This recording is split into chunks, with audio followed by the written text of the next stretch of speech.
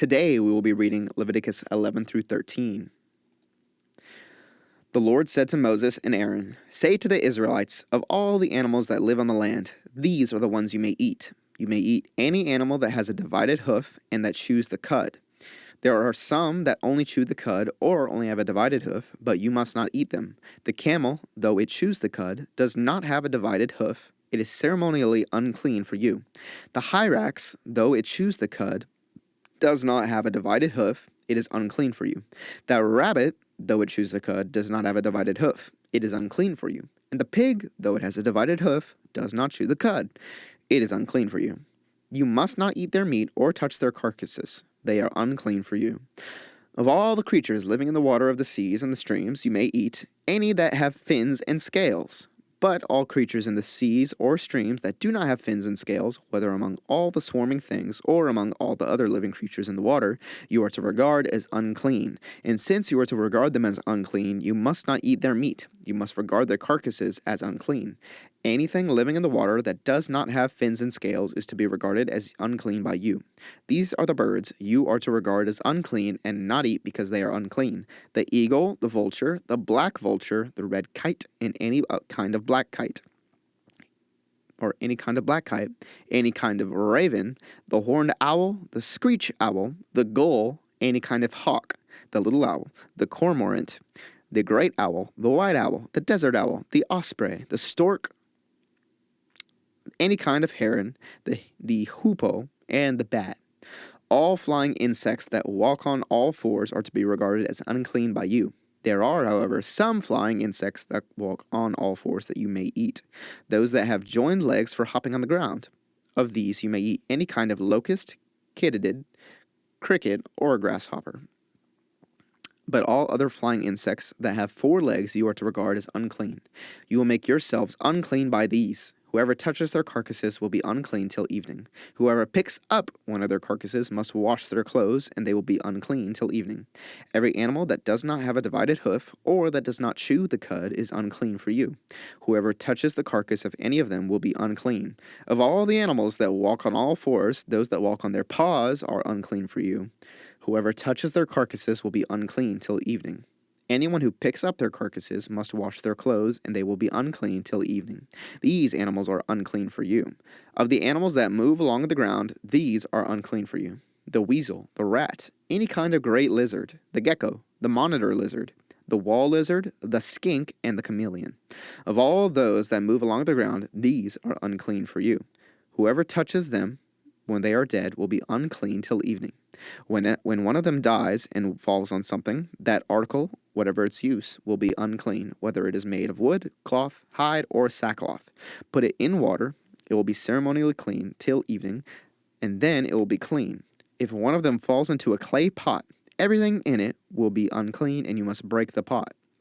Any food you are allowed to eat that has come into contact with water from any such pot is unclean, and any liquid that is drunk from such a pot is unclean. Anything that one of their carcasses falls on becomes unclean. An oven or cooking pot must be broken up. They are unclean, and you are to regard them as unclean. A spring, however, or a cistern for collecting water remains clean, but anyone who touches one of these carcasses is unclean. If a carcass falls on any seeds that are to be planted, they remain clean, but if water has been put on the seed and a carcass falls on it, it is unclean for you. If an animal that you are allowed to eat dies, anyone who touches its carcass will be unclean till evening. Anyone who eats some of its carcass must wash their clothes, and they will be unclean till evening. Anyone who picks up the carcass must wash their clothes, and they will be unclean till evening. Every creature that moves along the ground is to be regarded as unclean. It is not to be eaten. You are not to eat any creature that moves along the ground, whether it moves on its belly, or walks on all fours, or on many feet. It is unclean. Do not defile yourselves by any of these creatures. Do not make yourselves unclean by means of them, or be made unclean by them. I am the Lord your God. Consecrate yourselves and be holy, because I am holy. Do not make yourselves unclean by any creature that moves along the ground. I am the Lord who brought you up out of Egypt to be your God. Therefore be holy, because I am holy. These are the regulations concerning animals, birds, every living thing that moves about in the water, and every creature that moves along the ground. You must distinguish between the unclean and the clean, between living creatures that may be eaten and those that may not be eaten. The Lord said to Moses, "Say to the Israelites, a woman who becomes pregnant and gives birth to a son will be ceremonially unclean for 7 days, just as she is unclean during her monthly period. On the 8th day, the boy is to be circumcised. Then the woman must wait 33 days to be purified from her bleeding. She must not touch anything sacred or go to the sanctuary until the days of her purification are over. If she gives birth to a daughter, for 2 weeks the woman will be unclean as during her period. Then she must wait 66 days to be purified from her bleeding. When the days of her purification are over, of her purification for a son or daughter are over, she is to bring to the priest at the entrance to the tent of meeting a year-old lamb for a burnt offering and a young pigeon for a dove, or a dove for a sin offering. He shall offer them before the Lord to make atonement for her, and then she will be ceremonially unclean from her flow of blood. These are the regulations for the woman who gives birth to a boy or a girl. But if she cannot afford a lamb, she is to bring 2 doves or 2 young pigeons, one for a burnt offering and the other for a sin offering. In this way the priest will make atonement for her, and she will be clean.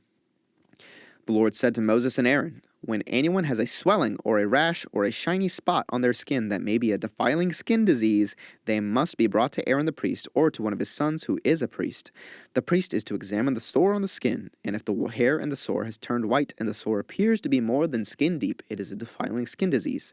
When the priest examines that person, he shall pronounce them ceremonially unclean. If the shiny spot on the skin is white but does not appear to be more than skin deep, and the hair in it has not turned white, the priest is to isolate the affected person for 7 days. On the 7th day, the priest is to examine them, and if he sees that the sore is unchanged and is not spread in the skin, he is to isolate them for another 7 days. On the 7th day, the priest is to examine them again, and if the sore is faded and is not spread in the skin, the priest shall pronounce them clean. It is only a rash. They must wash their clothes, and they will be clean. But if the rash does spread in their skin, after they have shown themselves to the priest to be pronounced clean, they must appear before the priest again. The priest is to examine that person, and if the rash has spread in the skin, he shall pronounce them unclean. It is a defiling skin disease. When anyone has a defiling skin disease, they must be brought to the priest.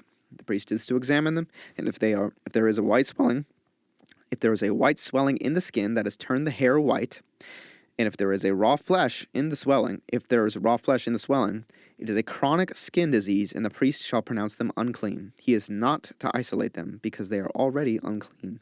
If the disease breaks out all over their skin, and, so far as the priest can see, it covers all the skin of the affected person from head to foot, the priest is to examine them, and if the disease has covered their whole body, he shall pronounce them clean. Since it has all turned white, they are clean. But whenever raw flesh appears on them, they will be unclean. When the priest sees the raw flesh, he shall pronounce them unclean. The raw flesh is unclean. They have a defiling disease. If the raw flesh changes and turns white, they must go to the priest. The priest is to examine them. And if the sores have turned white, the priest shall pronounce the affected person clean. Then they will be clean. When someone has a boil on their skin and it heals, and in the place where the boil was, a white swelling or reddish white spot appears, they must present themselves to the priest. The priest is to examine it, and if it appears to be more than skin deep and the hair in it has turned white, the priest shall pronounce that person unclean. It is a defiling skin disease that has broken out where the boil was. But if, when the priest examines it, there is no white hair in it and it is not more than skin deep and has faded, then the priest is to isolate them for 7 days. If it is spreading in the skin, the priest shall pronounce them unclean, if it is a defiling disease. But if the spot is unchanged and has not spread, it is only a scar from the boil, and the priest shall pronounce them clean. When someone has a burn on their skin and a reddish white or white spot appears in the raw flesh of the burn, the priest is to examine the spot. And if the hair in it has turned white, and it appears to be more than skin deep, it is a defiling disease that is broken out in the burn. The priest shall pronounce them unclean. It is a defiling skin disease. But if the priest examines it, and there is no white hair in the spot, and if it is not more than skin deep and has faded, then the priest is to isolate them for 7 days. On the 7th day, the priest is to examine that person, and if it is spreading in the skin, the priest shall pronounce them unclean. It is a defiling skin disease. If, however, the spot is unchanged and has not spread in the skin, but has faded, it is a swelling from the burn, and the priest shall pronounce them clean. It is only a scar from the burn. If a man or woman has a sore on their head or chin, the priest is to examine the sore, and if it appears to be more than skin deep, and the hair in it is yellow and thin, the priest shall pronounce them unclean. It is a defiling skin disease on the head or chin, but if, when the priest examines the sore, it does not seem to be more than skin deep, and there is no black hair in it, then the priest is to isolate the affected person for 7 days. On the 7th day, the priest is to examine the sore, and if it has not spread and there is no yellow hair in it, and it does not appear to be more than skin deep, then the man or woman must shave themselves, except for the affected area, and the priest is to keep them isolated another 7 days. On the 7th day, the priest is to examine the sore, and if it has not spread in the skin, and appears to be no more than skin deep, the priest shall pronounce them clean. They must wash their clothes, and they will be clean. But if the sore does spread in the skin after they are pronounced clean, the priest is to examine them. And if he finds that the sore has spread in the skin, he does not need to look for yellow hair. They are unclean. If, however, the sore is unchanged so far as the priest can see, and if black hair has grown in it, the affected person is healed. They are clean, and the priest shall pronounce them clean. When a man or woman has white spots on the skin, the priest is to examine them. And if the spots are dull white, it is a harmless rash that is broken out on the skin. They are clean. A man who has lost his hair and is bald is clean. If he has lost his hair from the front of his scalp and has a bald forehead, he is clean. But if he has a reddish-white sore on his bald head or forehead, it is a defiling disease breaking out on his head or forehead. The priest is to examine him, and if the swollen sore on his head or forehead is reddish-white like a defiling skin disease, the man is diseased and is unclean. The priest shall pronounce him unclean because of the sore on his head. Anyone with such a defiling disease must wear torn clothes, let their hair be unkempt, cover the lower part of their face, and cry out, "Unclean! Unclean!" As long as they have the disease, they remain unclean. They must live alone. They must live outside the camp. As for any fabric that is spoiled with the defiling mold, any woolen or linen clothing, any woven or knitted material of linen or wool, any leather or anything made of leather, if the affected area in the fabric, the leather, the woven or knitted material, or any leather article is greenish or reddish, it is a defiling mold and must be shown to the priest. The priest is to examine the affected area and isolate the article for 7 days. On the 7th day, he is to examine it. And if the mold has spread in the fabric, the woven or knitted material, or the leather, whatever its use, it is a persistent defiling mold. The article is unclean. He must burn the fabric, the woven or knitted material of wool or linen, or any leather article that has been spoiled, because the defiling mold is persistent. The article must be burned. But if, when the priest examines it, the mold is not spread in the fabric, the woven or knitted material, or the leather article, he shall order that the spoiled article be washed. Then he is to isolate it for another 7 days. After the article has been washed, the priest is to examine it again, and if the mold has not changed its appearance, even though it is not spread, it is unclean. Burn it, no matter which side of the fabric has been spoiled.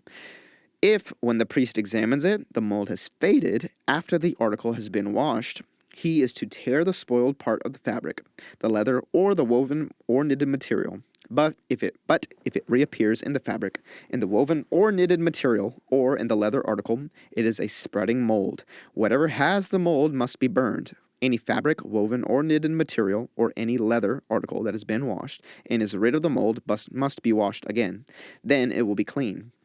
These are the regulations concerning defiling molds in woolen or linen clothing, woven or knitted material, or any leather article that has been washed and is rid of the mold must be washed again. Then it will be clean. These are the regulations. Sorry. Let's start at 59. These are the regulations concerning defiling molds in woolen or linen clothing, woven or knitted material, or any leather article, for pronouncing them clean or unclean.